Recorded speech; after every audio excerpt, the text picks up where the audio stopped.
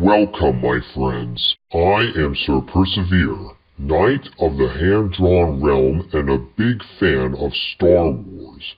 When I say I am a fan of Star Wars, I am referring to the original creations of George Lucas. Little Bobby Igor, along with his sidekick Kathleen Kennedy, have done nothing to honor George Lucas's legacy. Little Bobby Igor is a backstabbing corporate hack who buys up everything that Disney didn't create and perverts everything to the point of unrecognizability. The only Star Wars movie under the Disney umbrella I even like is Rogue One, and even that one has flaws. Your sentiments have been very well documented on the matter, sir. Why do you bring up this issue again? That is a valid question, Speckles. I continue to speak it because it is the truth. It must be shouted from the rooftops. Disney is not a benevolent force of good anymore, but just the opposite. However, I bring up Star Wars today because, thanks to Geeks and Gamers covering it, I learned about the new Clone Wars Season 7 trailer. Because I am both an animation critic and a Star Wars fan, I decided to give my thoughts on it. Before I proceed any further, I must remind the audience that this channel is not targeted to children. If you are a child, please go to another channel. Now, on to the review. The trailer opens with the planet Mandalore as a smoking ruin. Bo-Katan is looking over the desolation. She's probably regretting her actions that led up to that moment. After all, she and Death Watch caused a lot of trouble in Season 5 when they allied themselves with Darth Maul and Savage Opress. Next, the scene shows Obi-Wan, Mace Windu, and clone troopers surrounded by battle droids. In the background of this fighting, we hear Darth Maul saying, "Soon the galaxy will be remade. The Jedi and the Republic will die." Of course, he's referring to Order 66. As he was the apprentice of Darth Sidious, Maul probably knew about the plan to use the clone troopers in such a diabolical scheme. We see a close-up of Darth Maul's eyes when he finishes his statement. Afterwards, we get a glimpse of a holographic projection of the Jedi Council. In this meeting, Mace Windu declares, "I sense a plot to destroy the Jedi." Hold on there, Mr. Windu. You're supposed to save that line until Episode 3. We then cut over to see Darth Maul tormenting a clone trooper that might be Echo. For those who are not aware, the Star Wars website released old footage from unfinished Clone Wars episodes showing that Echo had survived his explosion on that separatist prison planet. It looks like this show is going to bring back that idea, and apparently Maul wants information from Echo, or something of that nature. The trailer takes us back to the holographic Jedi meeting, where Yoda states, "Great care we must take." Again, what's with the premature usage of lines that are only supposed to be used in Episode 3? Admittedly, it's not terrible, and it is a bit of a nice callback, but realistically, you wouldn't be expecting characters to say lines before they are supposed to.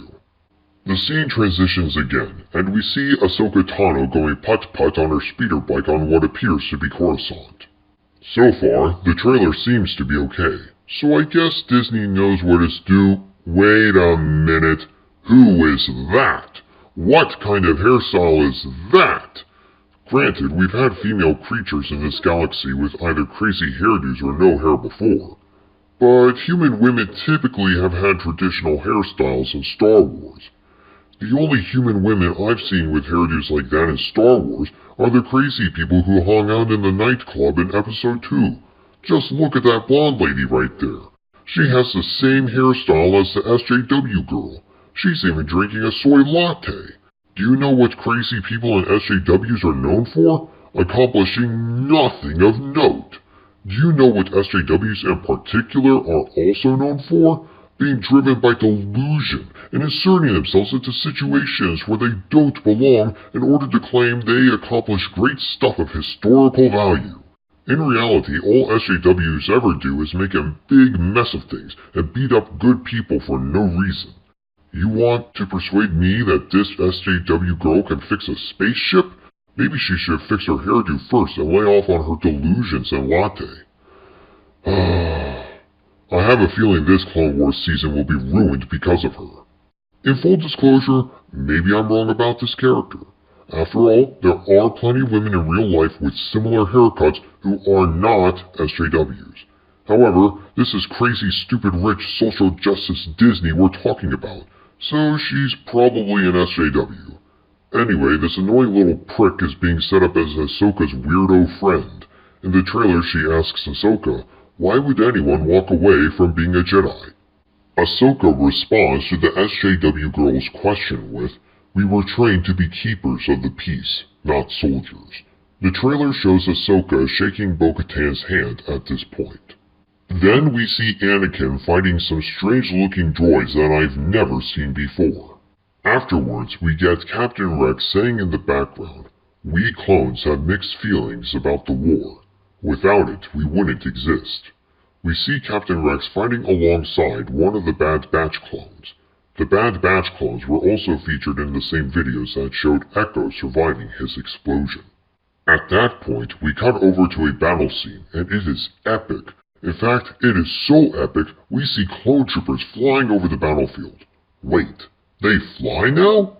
Yes, Jar Jar Abrams, they fly now. In fact, they were flying long before your non-canon Disney trilogy was ever conceived in your insignificant little mind. They fly now? Indeed, Jar Jar. Look at the smooth control that the clone troopers have as they jet their way past the Octoptera combat tri-droids. They fly now? Hush now, Jar Jar. You've done more than enough. Go back to ruining your little Lost show and leave franchises made by greater minds alone.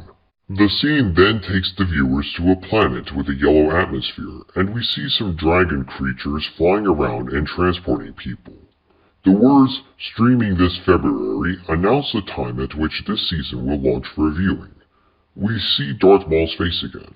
I'm very interested in knowing how Darth Maul got away. Last time we saw him, he was captured by Darth Sidious in Season 5 on Mandalore. Then we go to Ahsoka on the bridge of a Venator battlecruiser. She's clutching her head, presumably from a Force-induced headache. I don't blame you, Ahsoka. I'd be clutching my head like that too if I had an annoying know-nothing SJW girl inserting herself into my life. We go to Anakin again. This time we get a clearer shot of his face than the first time we saw him in the trailer. His hairdo is different from the earlier seasons of the show, but I'm okay with it. It's lining up more with the haircut he had in Episode 3. He pulls out his lightsaber and confronts Admiral Trench and a tactical droid. The scene shifts again, and we see Captain Rex and the 501st putting on helmets that match Ahsoka's facial patterns. From the looks on her face, Ahsoka seems to be choked up by the honor and respect that the clone troopers hold for her.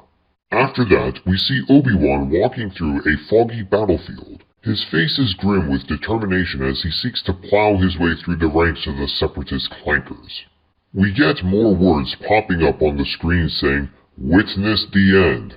Is it really the end? Of course not! We know that the greedy little rat will find some way to milk more money out of Clone Wars one way or the other. Haha, hey fellas, I have no respect for things that fans hold sacred. Money, money, money! Mickey, just go crawl back under your rock. The trailer then focuses on Mandalore again, and they fly now? Yes, they can fly, they can fly, they can fly. Disney, you are the biggest and most conceited corporate idiot in all human history. I hope you go bankrupt for the crimes you have committed against hand animation and all non-Disney properties you have bought up. Back to the review. The words of the groundbreaking series show up. So really Disney is trying to say, witness the end of the groundbreaking series. Again, I highly doubt it is the end. Disney is greedy and out of stories to tell. To quote The Last Jedi, it is time for Disney to end. Let Disney die. Kill it if you have to. Then we cut over to my favorite scene in the entire trailer. This is a tender and romantic moment here. Padme smiles sweetly at Anakin and tries to hold his hand over the hologram. Wait a minute, is that supposed to be a baby bump? But this is before Episode 3. Anakin isn't supposed to find out she's pregnant until after he rescues Palpatine and kills Count Dooku. Even here, I can't get away from the moments that break Star Wars canon. You're killing me, Disney. The trailer then shows us a battle in space. Looks like we have droid tri-fighters. Those are pretty awesome. Then we get another scene where Ahsoka seems to be teaching the SJW girl how to be a mechanic, and the SJW girl is crying and protesting because she's too impatient to learn anything from the awesome Ahsoka. Okay, I made that up. But my explanation is certainly a lot better than this shot of the SJW girl just stretching out her hand while on her knees for no reason. The trailer then revisits the scene where Anakin was confronting Admiral Trench and the tactical droid. Anakin cuts the tactical droid down to size. However, it doesn't show what Anakin does to Trench. I suppose that's part of the marketing so that people will go and find out what happens. We get a holographic view of Obi-Wan Kenobi. Looking pretty classy in your hood, my good sir. We also get another battle over a planet. Looks pretty cool. Then we have a look at Ahsoka holding Captain Rex's hand. Captain Rex is putting on his helmet in another shot. Then we get a sequence where Darth Maul and Ahsoka are facing off in what appears to be the Mandalorian Palace. Again, I'd very much like to know how Darth Maul escaped from Palpatine. It might have been covered in a comic, but I haven't delved into the comics yet. In one of the coolest shots of the trailer, Ahsoka lights up her two blue lightsabers. Maul lights up his lightsaber. And it lights up at both ends. Maul must have finally gotten around to fixing it. Then we get a shot of a ship exploding. From the looks of the shuttle flying away from the explosion, I think this is the shuttle used by the Bad Batch clones. I know Anakin was able to blow up a ship with the help of those guys. That and the Bad Batch clones also had a picture of Padme painted on the side of their ship, a fact that Anakin wasn't happy about. I don't blame you, Anakin. If I were married, I wouldn't want other guys ogling my wife either. Another scene reveals Republic gunships flying above clouds. Above the gunships, we can see a Death Watch ship. Doubtless, this is more of the drama that is taking place on Mandalore. Afterwards, we get yet another shot of the SJW girl with Ahsoka. Only now, there are two SJW girls. This is getting out of hand. Now there are two of them. I guess the rule of two applies to SJWs as well as Sith. Always two there are. No more, no less. One SJW to embody the idiocy of SJW ideology, and the other to crave the idiocy. But like a good sport, Ahsoka is trying to make sure that both the SJWs escape danger because good heroes will always try to rescue everyone, regardless of the ideology of the people being rescued. That is what makes a hero a hero. Then we get an awesome sequence in the trailer where Darth Maul uses the Force to throw something at some clone troopers. The poor fellows get knocked over. After that, we see two Republic gunships pulling away from an explosive fire burst in the sky. The scene then switches over to show Ahsoka standing guard over an injured Captain Rex with both lightsabers drawn while standing on some kind of control panel. With that, we reach the end of the trailer. We see the Star Wars The Clone Wars logo. Right after that, we see a message saying, "The final season streaming February 21st. So, where will it air? Cartoon Network, as it has traditionally aired in the past? Disney Plus? Are you kidding me? Actually, I was just being facetious. I knew it was going to air on Disney Plus. And frankly, it's just disgusting.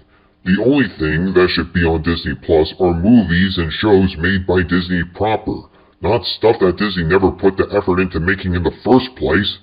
Anyway, that's the end of the trailer. So, what are your impressions? It has a lot of promise. They went back to the Clone Wars style of animation, which is miles superior to the pathetic Rebels animation. I always liked the way Yoda was animated in Clone Wars better than that awful rendering we got in Rebels. What about the story? As long as the SJW girl and her twin sister don't do too much damage, it looks like it will be decent. I'm still not subscribing to Disney Plus to watch it though. In the words of the great Overlord DVD, without respect, we reject. I can always wait for the DVD to come out. I hope. That's a tip, my viewers. Stock up on DVDs. Internet is hackable and unreliable. DVDs can't be hacked. Do you think Dave Filoni will finally bring in Hailfire droids and the big spider droids we saw in Attack of the Clones? I hope so. Every time I try to message him on Facebook asking him about it, he hasn't responded. Really, why has Dave Filoni not brought in Hailfire droids and big spider droids? They would have raised the stakes for the Republic side of the Clone Wars, especially since Hailfire droids can take out an AT-TE with one missile. Do we have any other thoughts on this trailer we would like to share? I believe that wraps it up. If you like this video on the Clone Wars, please check out my other Clone Wars video where I break down the episode titled Shades of Reason. I think it's pretty entertaining. I have a couple of videos that I'm currently trying to put together, but this is also a non-monetized hobby YouTube channel. This means that I have real-world stuff going on in my life, so I can really only make these videos in my spare time. That said, I want to make a brief commentary of the new abysmal and highly unnecessary Robert Downey Jr. Dr. Dolittle remake. I also have a review of the anime called Princess Mononoke in development. If you're an anime fan, you're probably not going to like what I have to say about it, but as someone who is not an anime fan, I just don't like most varieties of anime. Anime almost always gets human proportions wrong, and Princess Mononoke is no exception. Anyway, please let me know in the comments below what you think of the upcoming Clone Wars Season 7 launching on Disney+. Now, my friends, go forth, be gracious to everyone, and may God bless you.